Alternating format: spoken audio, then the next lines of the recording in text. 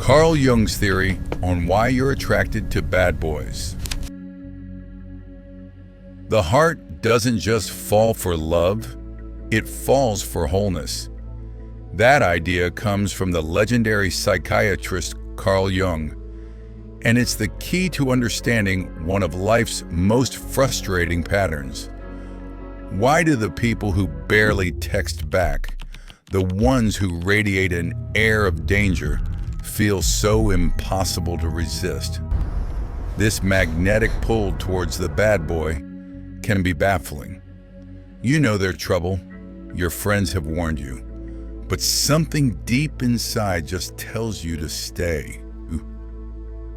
If you've ever sworn never again, only to find yourself sending a late-night text to the very person you promised to avoid, you're not just being impulsive.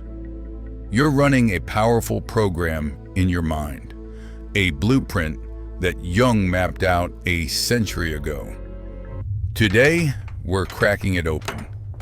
We'll look at the hidden wiring that creates this bad boy magnet, and more importantly, how you can finally flip the switch.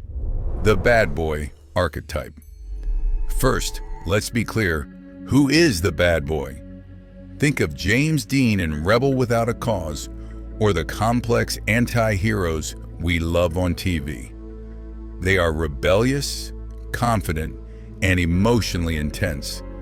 They have an edgy charm and a clear disregard for the rules. They aren't just a personality type. They represent a powerful archetype, a symbol of the wild, untamed freedom that so many of us secretly crave. The psychology, shadow, persona, and animus. So why are they so magnetic? According to Jung, it all starts with the shadow. Think of your shadow as all the parts of yourself you've locked in the basement because society said they were unacceptable. Your wildness, your aggression, your raw passion. The bad boy lives these traits out in the open. Being drawn to him is your subconscious trying to reconnect with its own locked-away power. He's a mirror for a part of you that is screaming to be seen. Then there's the persona, the social mask we wear for the world. It's your good girl image, your responsible employee profile. This mask forces you to be agreeable and restrained. The bad boy, by his very nature, shatters this mask. He represents a raw authenticity that can feel like a breath of fresh air, especially if your own persona feels suffocating. Finally, for women, Jung described the animus, the masculine side that exists within her psyche. Think of the animus as your internal compass for relationships. If your early experiences with male figures, like a distant father or a critical teacher, were painful, that compass got damaged. Now it might unconsciously point you toward men who recreate that same familiar pain because your mind is mistaking the wound for your destiny. The emotionally unavailable man feels strangely right because the pattern is what you know. Strategy 1. Integrate your shadow. So how do we fix this? The first step is to reclaim the parts of yourself that you've been projecting onto him. First, list 3 traits in the bad boy that you find absolutely electric. Is it his freedom, his confidence, his intensity? Second, now ask yourself which of those traits you secretly wish you had more of. That's your shadow calling out to you. Third, start microdosing that trait in your own life. If it's confidence, voice a bold opinion in a low-stakes conversation. If it's freedom, take a spontaneous solo trip, even just for an afternoon. You're taking back your own power, piece by piece, so you no longer need to borrow it from someone else. Strategy 2.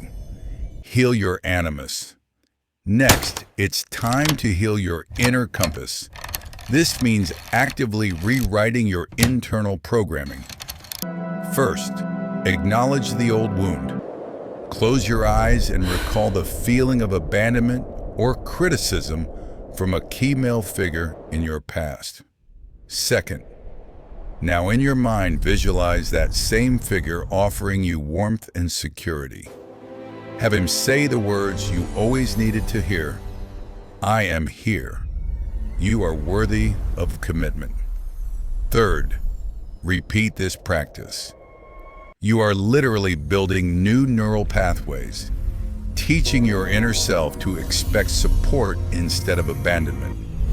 As your internal animus shifts from a source of pain to a source of protection, the men who mirror that old wound will lose their magnetic pull.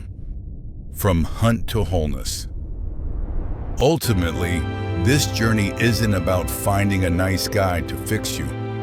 It's about becoming so whole within yourself that you naturally attract partners who are also whole. When you own your shadow, its wild energy becomes your own playfulness and passion. When your animus is healed, stability and communication start to feel incredibly sexy. Choosing a healthy, consistent partner becomes the bravest act of rebellion. A rebellion against your own old, painful patterns. The bad boy was never the destination. He was just an invitation to look inward. The thrill, the freedom, and the authenticity you were chasing in him have been living inside you all along, just waiting for you to come home.